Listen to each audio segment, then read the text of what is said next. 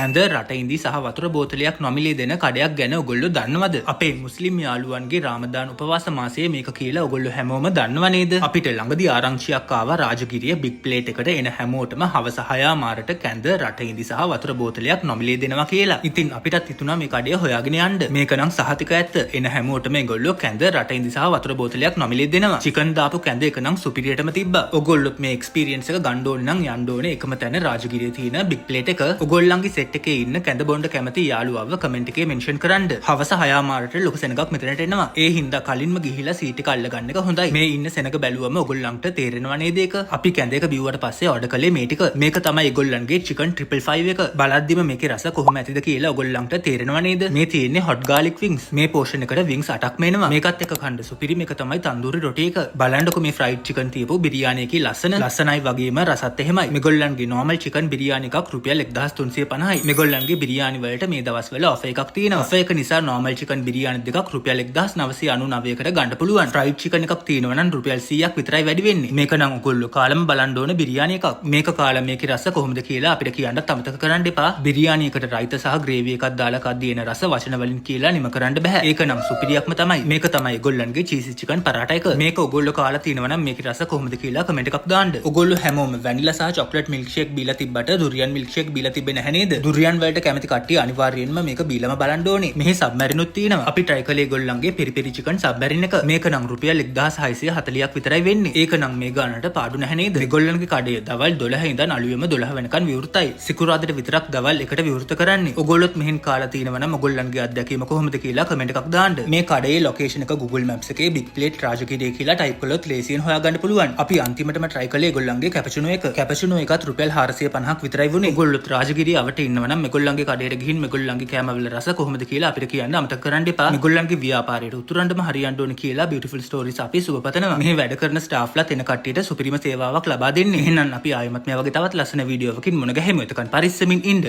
ජය වේවා.